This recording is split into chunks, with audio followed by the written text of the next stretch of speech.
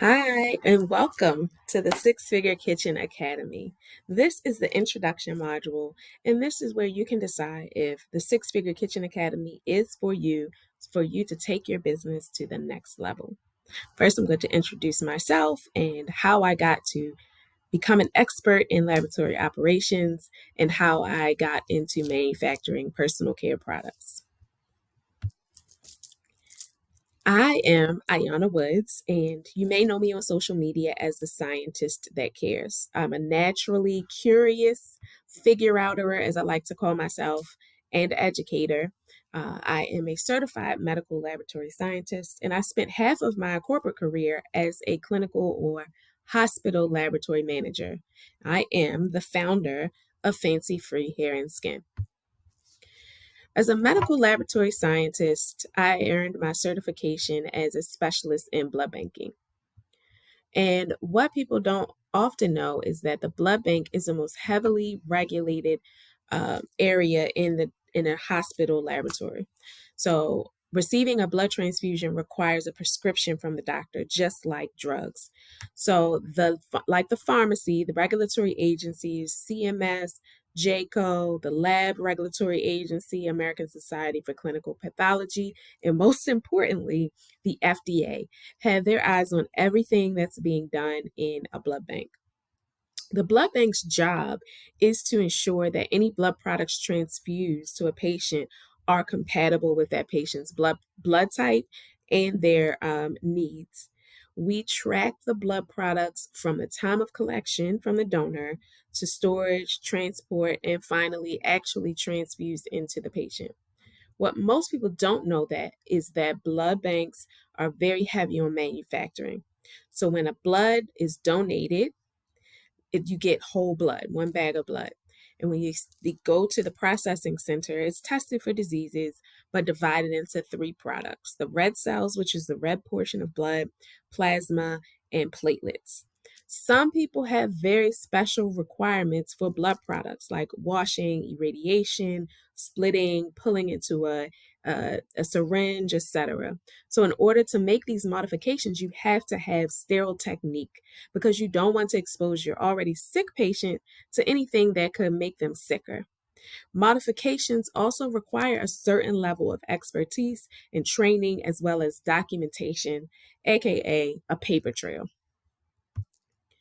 So what does that mean? As a manager, I made sure that I wrote, maintained, and updated our standard operating procedures.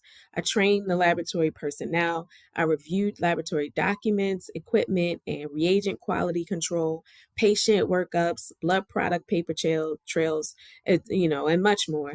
And most importantly, I made sure our documentation was in place for when those accrediting agencies came to go through our stuff to inspect. I made sure that we were doing what we were supposed to be doing for patient safety.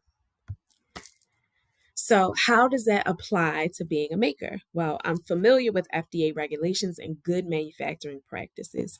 When you go through the FDA's requirement for cosmetics, you'll see GMPs, CGMPs all over the place. That is what it's talking about, good manufacturing practices. I'm experienced in setting up a laboratory as far as workflow and how things should be stored and all of that good stuff. And I have an expert knowledge in laboratory operations. So, how did I begin manufacturing personal care products? I grew up in a salon. My great aunt owned a salon. My whole family worked there. My aunts were cosmetologists doing hair. My older cousins were shampoo girls and assistants. And I, at the time, was like an errand girl, folding towels, running to the corner store, giving little $5 manicures. I started doing hair pretty young, my own hair, my friend's hair, my mom's hair, my younger sister's hair, and I was the girl doing hair in the college dorm room, all of those things. I eventually worked in a salon as a natural hairstylist while working on my cosmetology apprenticeship under my mother. And I got a lot of experience working with different hair textures and the needs for those different textures. So when I finally grew my own relaxer out, I kind of knew what kind of product I needed for my thick, kinky hair. I knew that I needed a shea butter based moisturizer, but everything I found in the store was very water based or very waxy if it was shea butter based. So it was difficult to work with it. After shopping around, and going to natural hair conventions, I finally started making my own product. And this is all happening before there was a lot of social media natural hair tutorials and influencers. So I was getting a lot of inquiries about my hair and the products I was using on while out and about. So I started offering consultations. And during this, the fancy free natural hair consults was what it was called. And during this process, I would create a personal hair care plan for each client. And that would include like their lifestyle and how they prefer to wear their hair.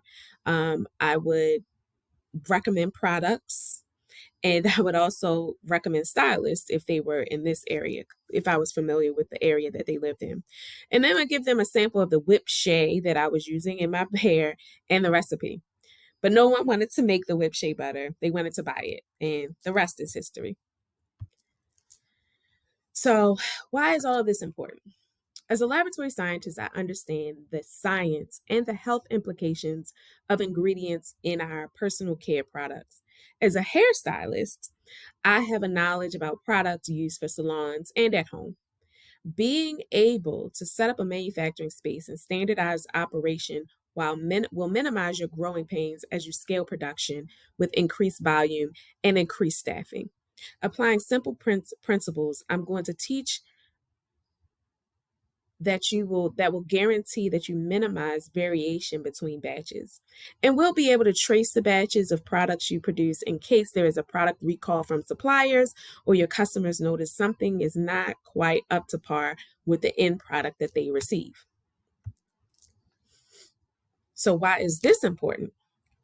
Well, the FDA only cares about the documentation, and the FDA requires documentation for everything. And we live in a litigative society. So we live in a society where people want to sue you. And so if you can show and prove in a court of law that you did everything that you were supposed to do, then you are covering your Ashtons. So this is how far we've come, Fancy Free. Obviously, I know a lot about lab. Each packaging, each label, it's the same product every time, but I've grown in the side of like business and branding and marketing.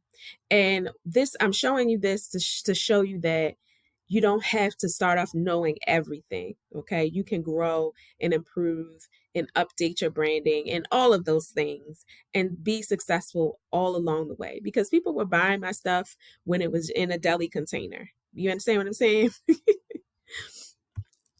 So, what are we going to cover? We're going to cover setting up your space. We're going to cover creating standard operating procedures. We're going to cover creating documents to document your manufacturing runs, how to store those documents. We're going to cover best manufacturing practices and so much more. This e-course is for you if you're starting a new product business and you are guaranteed you're going to take it to the moon. If you have a existing business and your business is growing rapidly and you're starting to notice that you're having difficulty keeping up with your output. And also, if you have an existing product business, but you plan to hire a contract manufacturer, this e-course is for you so that you know what you're looking for when you hire that contract manufacturer. So if you meet any of these requirements and you're ready to get started, let's get it. Okay. This is Ayana Woods. I'm the founder of Fancy Free Hair and Skin and the Fancy Factory, where we manufacture personal care products that are fancy and free of harsh chemicals for our fancy friends and for also our business owners who are looking to scale their output. See you in Module 1.